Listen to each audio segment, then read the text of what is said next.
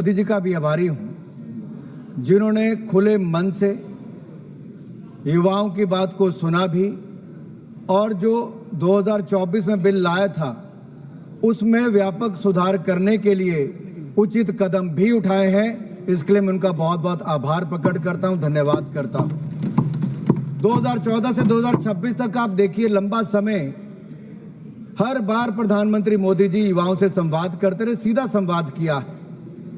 चाहे देश के युवाओं को परीक्षा पे चर्चा की बात हो, ई पाठशाला की बात हो, युवाओं के लिए नई शिक्षा नीति की बात हो।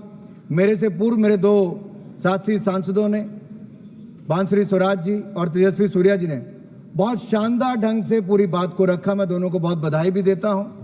लेकिन यह भी कहना चाहता हूं, प्रधानमंत्री मोदी जी आज युवाओं से सीधा जुड़े हुए हैं और इसीलिए आज युवा उनकी बात को सुनते भी हैं। रात को 12 बजे अगर रिकॉर्ड करके अपना संदेश वो किसी सोशल मीडिया प्लेटफॉर्म पर डालते हैं तो शायद दुनिया के किसी नेता की किसी मैसेज को इतनी बार नहीं देखा गया होगा। 400 मिलियन व्यूज एक मैसेज को देखने के। यह दिखाता है कि प्रधानमंत्री मोदी जी युवाओं में कितने लोकप्रिय हैं। जब दूसरा वीडियो डाला तो उसमें भी 250 मिलियन से ज्यादा, 270 मिलियन हो गए। आपके कहने से लोकप्रियता खत्म नहीं होगी। लोकप्रियता है तभी तीसरी बार देश के प्रधानमंत्री देश की जनता ने बनाया है।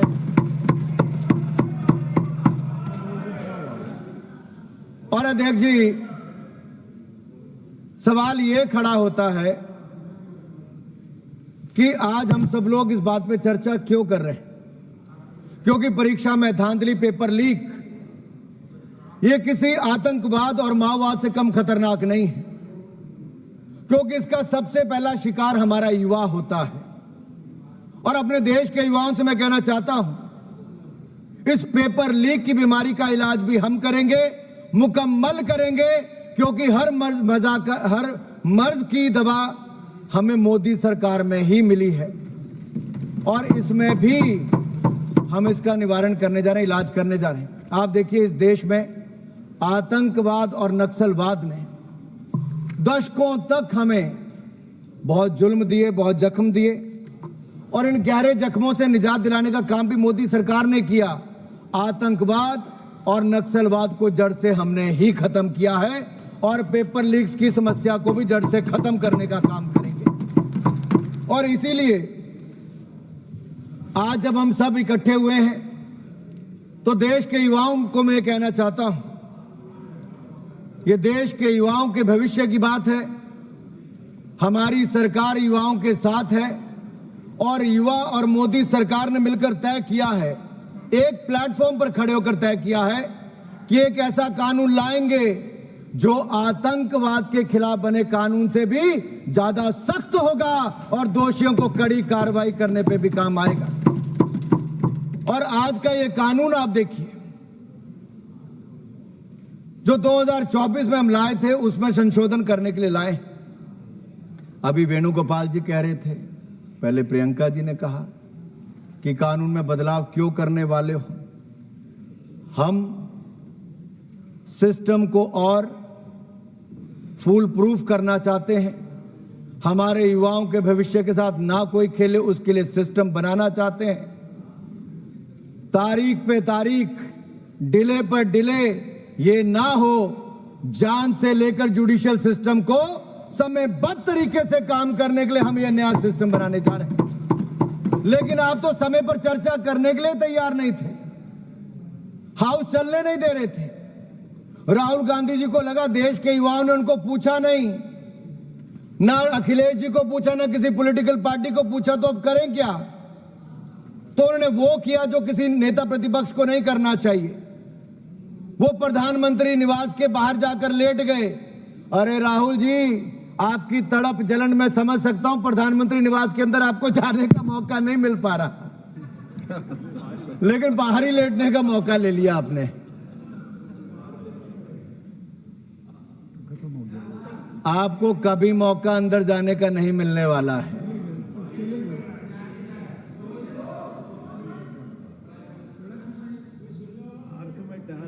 और हालत देखिए साहब क्या थी। हर तरह के प्रयास करके देख लिए, युवा उनकी बात सुनने के लिए तैयार नहीं था। लेकिन युवा ये जानता है कि जब 3 मई को नीट एग्जाम हुआ और उसके 3-4 दिन के अंदर एक खबर आ गई कि कुछ लीक जैसी हुई, तो हमारी सरकार ने 12 मई को उसको निरस्त कर दिया और मात्र 3 दिन के अंदर 15 मई को नया यानी कि री एग्जामिनेशन करने का निर्णय लिया ताकि युवाओं का 1 साल बर्बाद ना हो। यह हमारी सरकार ने निर्णय लिया। यही नहीं, हमने चंद दिनों के अंदर देश भर में 5440 से 40 से ज्यादा सेंटर्स में नीट एग्जामिनेशन को कराया। दुनिया भर के देशों में 14 सेंटर्स पे करवाया, 13 भाषाओं में करवाया और 21 जून को इसको करवा भी दिया और मात्र 45 दिनों के अंदर सारा प्रोसेस पूरा करके रिजल्ट भी निकाल दिया। यह युवाओं के प्रति हमारी प्रतिबद्धता थी। हम इनकी तरह दिखावा नहीं करते।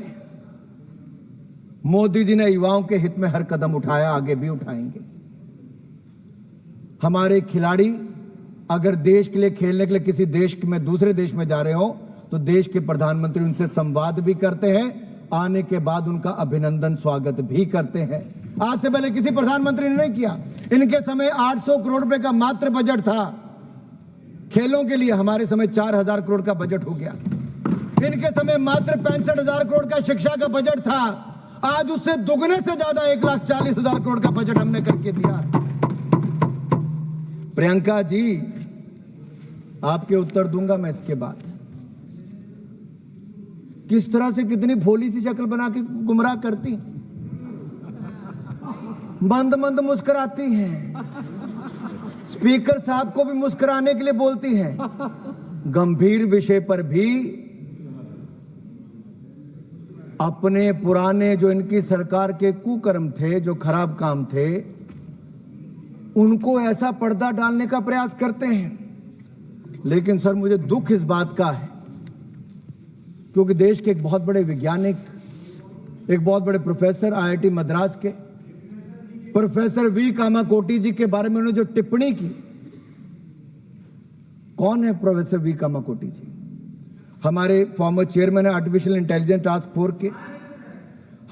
आरएसएस से होना का कोई गुनाह नहीं, अगर होंगे भी तो उनको गर्व होना चाहिए इस बात का कि आरएसएस के हैं। आप भी ज्वाइन कर लीजिए, आप भी ज्वाइन कर लीजिए, थोड़े संस्कार आ जाएंगे, थोड़े संस्कार आ जाएंगे, देश के बारे में सोचना शुरू कर देंगे अगर आप आरएसएस का हो जाएंगे तो।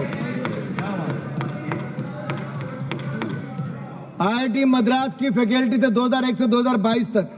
पीएचडी डिग्री उनकी कंप्यूटर साइंस और इंजीनियरिंग में है। आपका पूरे परिवार की डिग्रियां भी जोड़ लें तो इनके बराबर नहीं हो पाएंगी। और मैं एक बात और कह दूं, मुझे तो लगता था प्रियंका गांधी जी कुछ अच्छा कहेंगी। उन्हें कहा ये गौमूत्र के विशेषज्ञ हैं। तो गांधी परिवार की सबसे बड़ी समस्या यह है कि वो भारत की परंपराओं को ना तो समझते हैं और ना ही समझने का प्रयास करते हैं, बल्कि उनका उपहास उड़ाते हैं। जिन पर दुनिया शोध कर रही है, कांग्रेस उन पर तंज कस रही है। देश के प्रतिष्ठित प्रेस्टिजियस जो साइंटिस्ट जो भारतीय ज्ञान परंपरा का अध्ययन करना चाह रहे हैं, कांग्रेस उनका मजाक उड़ाती है। ये हमारी संस्कृति, हमारे समाज और हमारे साइंटिस्ट के साथ सदा कांग्रेस यही करती रही। लेकिन वैज्ञानिक होने का मतलब यह नहीं कि आप अपनी सभ्यता और समाज से कट जाएं, आप अपनी परंपराओं को ना जाने। डॉक्टर कामकोटी जी आधुनिक विज्ञान के शिखर पर है। एक तरफ आर्टिफिशियल इंटेलिजेंस के एक्सपर्ट हो सकते हैं तो दूसरी ओर गौमूत्र पर भी अध्ययन कर सकते हैं, इस पर रोक नहीं है। अपनी जड़ों से जुड़ने पर कांग्रेस को परेशानी है। मुझे तो लगता था प्रियंका गांधी जी राहुल गांधी जी से थोड़ी बेहतर होंगी, बहन भाई से थोड़ी बेहतर लगती थी, कम से कम हंस तो लेती थी। लेकिन आज जो आईआईटी मद्रास के डायरेक्टर के ऊपर तंज कसा, मैं ये कहूंगा भाई बहन एक जैसे लगते हैं, एक ही वनस्पति पर हैं। जिसके इस्तेमाल के साथ दिमाग कई बार सही तरह से फंक्शन नहीं करता है और हो सकता है गौमूत्र इसको क्योर करे। डॉक्टर साहब हो सकता है एक ही गौमूत्र उनको क्योर करे। इसलिए मैं फिर एक बार कहता हूं, अभी तो उस इलाज पे भी आता, लेकिन पहले पेपर लीक का इलाज कर लें। आनंद जी, आनंद आएगा सुनने में। भदौरिया जी, एक आध सप्ताह गौमूत्र का कर लो। सर मैं इतना ही कहूंगा, ये कहीं रोक नहीं है कि आपको इस बिल लाया हो तो उस पर उसके अमेंडमेंट नहीं ला सकते। ये मोदी सरकार की सोच को बताता है कि जिस तरह की रिफॉर्म्स की आवश्यकता है, हमारी सरकार वो रिफॉर्म्स करेगी जो युवाओं के हित में होगी। और यही नहीं, मैं ये भी कहना चाहता हूं, और आप सारे कागज पेन निकाल कर लिख लीजिए, ये जो हम नया बिल लेकर आए हैं, ये बिल, ये कानून एक नजीर होगा। This will set an example sir. और इसकी मैं पूरा उल्लेख बाद में करने वाला हूं, क्या क्या इसके लाभ होने वाले हैं। लेकिन हमने अब तक क्या क्या किया? एक तो जल्द री एग्जामिनेशन करवाया।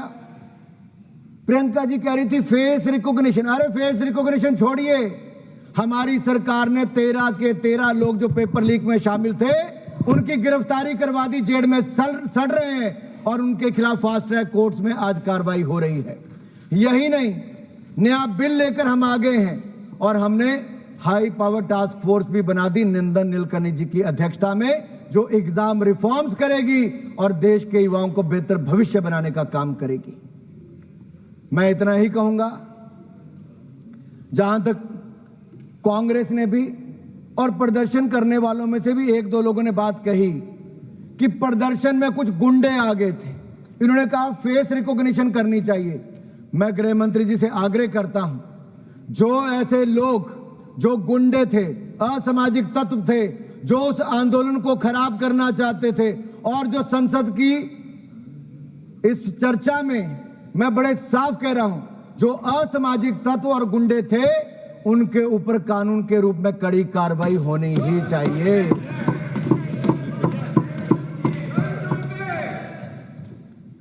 देश का युवा पेपर लीक की बात करने आया था, बेहतर सिस्टम की मांग करने आया था। वो पुलिस की गाड़ियां जलाने, पुलिस को पीटने नहीं आया था। देश का युवा नहीं कर सकता। ये मुझे ही समाजवादी पार्टी के कुछ सांसद कह रहे थे, हम गए तो हमें भी उन्होंने भगा दिया कि आप क्यों आए हो। मैंने कहा भाई आपका ट्रैक रिकॉर्ड ही ऐसा था, आपको वहां कौन लेता है? अरे आपके नेता आपके नेता अखिलेश यादव जी पे आऊंगा मैं, ठहरो जरा, बताता हूं क्या बोलते थे वो। उन युवाओं ने भी इनका मजाक उड़ाया। राहुल जी तो हिम्मत ही नहीं कर पाए उस आंदोलन में जाने की, वो बाहर जाके प्रधानमंत्री निवास के बाहर बैठ गए। लेकिन सबसे बड़ी समस्या देखिए ये हुई, खुद चले गए, समाजवादी पार्टी वालों को और बाकी इंडी गठबंधन वालों को बुलाया ही नहीं कि महफिल अकेले लूटना चाहते थे। ये ट्रस्ट की कमी आपके गठबंधन में है, ना नेता है ना नीति, और नीयत में तो खोट पहले दिन से नजर आता है।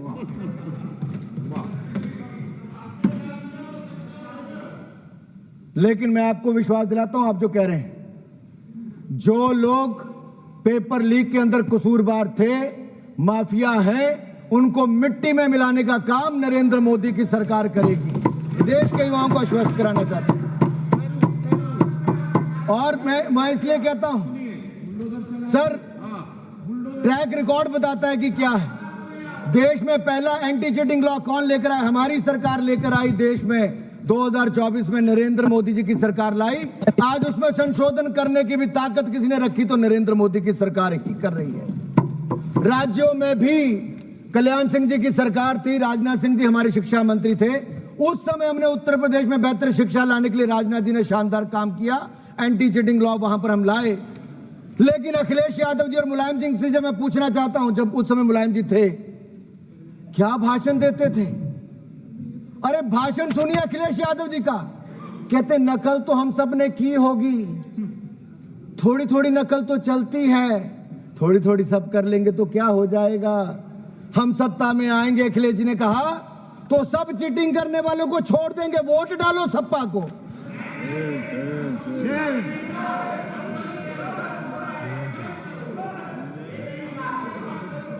सर ये कुछ कहना चाह रहे हैं सर, इनको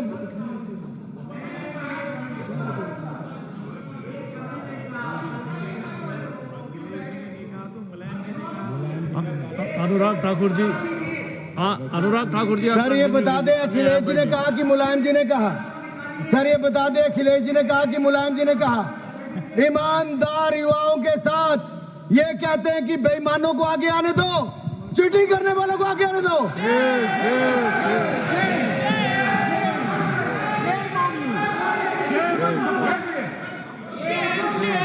सर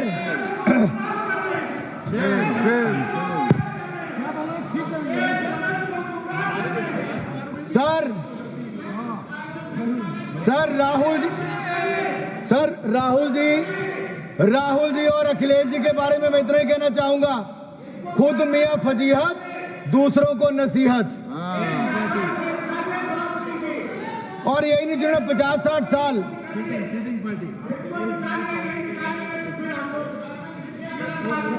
सर ये बता सकते हैं कि अखिलेश जी ने कहा, मुलायम जी ने कहा, सपा के किस नेता ने कहा?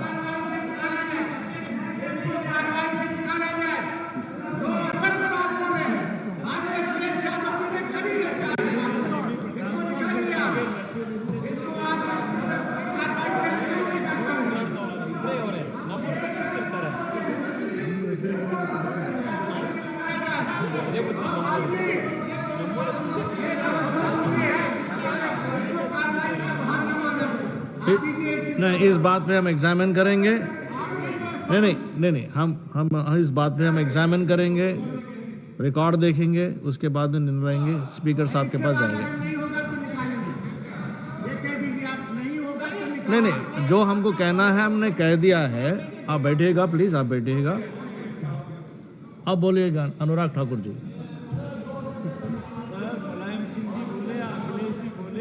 अनुराग ठाकुर जी कंटिन्यू प्लीज। सर कभी मैं श्रीमान राहुल गांधी जी, कभी अखिलेश जी को देखता हूं और मुझे एक मुहावरा याद आता है, संगत में गुण आवत है, संगत में गुण जात। अब कौन किसको क्या गुण दे रहा है, क्या ले रहा है, गुण है नहीं है, अब गुण है ये तो मैं जानता नहीं, लेकिन रिकॉर्ड जरूर बताऊंगा कि इनके समय कितने कितने लीकेज हुई और क्या क्या हुआ। एंटी कॉपिंग एक्ट को क्या समाजवादी पार्टी ने खत्म किया था कि नहीं किया था? आनंद भदौरिया जी, किया था नहीं किया था? किया था कि नहीं किया था? हाँ, आप बोले किया था, आप बोले किया था। एक मिनट, आप बोले सर किया था, आप बोले। एक मिनट। नहीं, आनंद भदौरिया जी, एक सेकंड।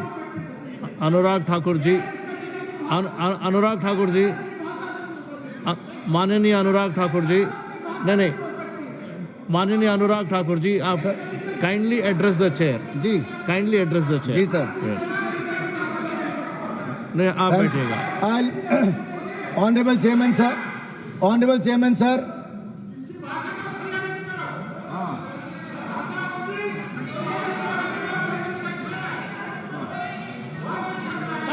सर सच थोड़ा कड़वा होता, थोड़ा ज्यादा जोर से लगा समाजवादी पार्टी को, लेकिन मैं इतना जरूर कहूंगा, 2012 में UP police recruitment exam paper leak किसने किया?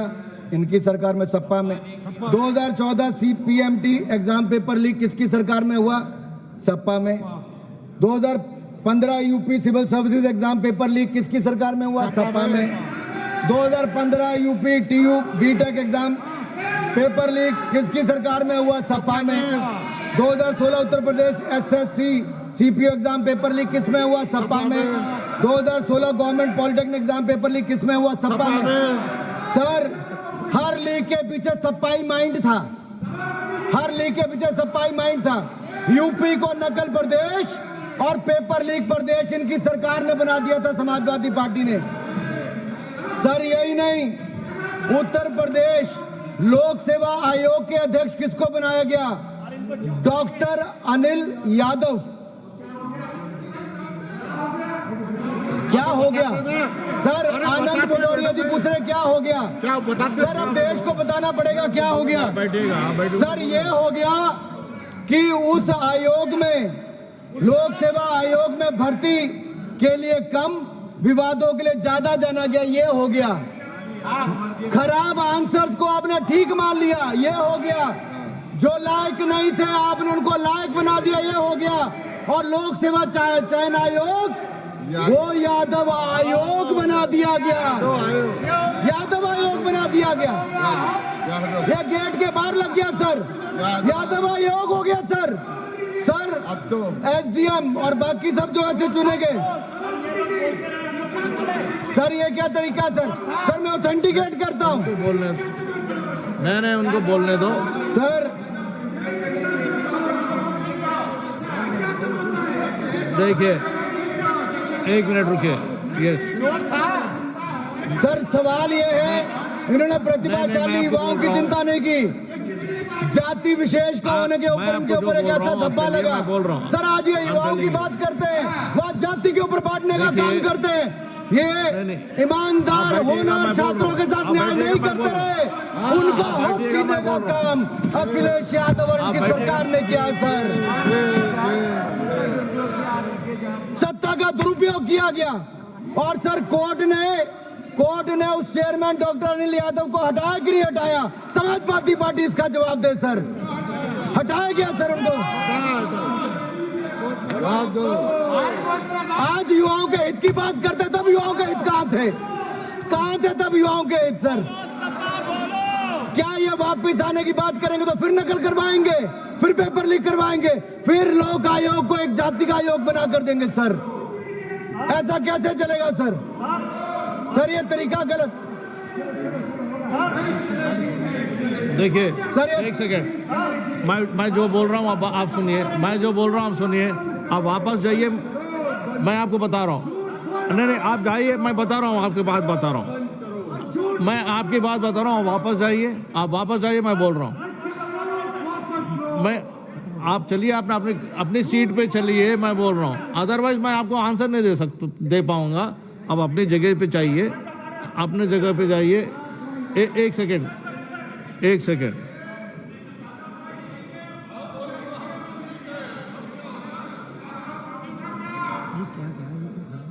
देखिए एक सेकेंड निखिलेश जी। नहीं, जो उन्होंने कोट किया है उसका ऑथेंटिफिकेशन पूछेंगे या रिकॉर्ड देखेंगे, उसके ऊपर कार्रवाई होगी। आप बैठिएगा प्लीज, आप बताइए।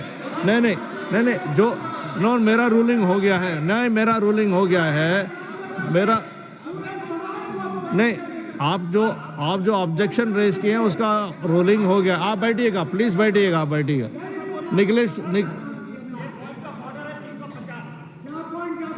300 बताइए कहता है सर कि स्पीकर ने जिस वक्ता को बोलने की इजाजत दी है वही वक्ता बोलेगा, कोई दूसरा उसको डिस्टर्ब नहीं कर सकता है। कोई यदि दूसरा डिस्टर्ब करेगा तो ये हाउस के नियम के खिलाफ। ये हाउस का नियम जो है सबों ने बनाया है सर, और समाजवादी पार्टी उसको तोड़ रही है सर। वो केवल ऑथेंटिकेट करने के लिए कह सकती है, and he is ready to authenticate. नहीं बोलिए अनुराग जी। आनंद भदौड़िया जी, देखिए आनंद भदौड़िया जी, मैं आपको मौका दे रहा हूँ। मैंने ऑलरेडी मैंने रूलिंग दे चुका हूँ कि वो ऑथेंटिफिकेट करेंगे। ऑथेंटिफिकेट करने के बाद यानी तो हम रिकॉर्ड वेरीफाई करेंगे। अगर आप पॉइंट ऑफ ऑर्डर रेस करना चाहते हैं तो आप पॉइंट ऑफ ऑर्डर रेस कर सकते हैं। पॉइंट ऑफ ऑर्डर है क्या? आप पॉइंट ऑफ ऑर्डर रेस कर रहे क्या? रूल नंबर नहीं होगा सर। नहीं है ना? नहीं है तो मैंने जवाब दे दिया।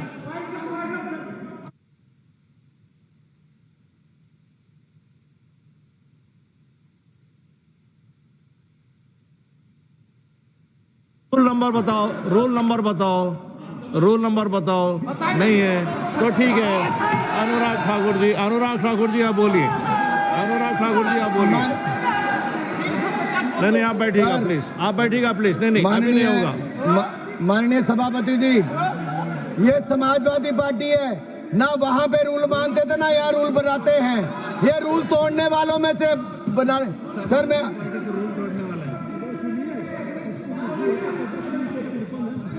आप बोलिएगा प्लीज। माननीय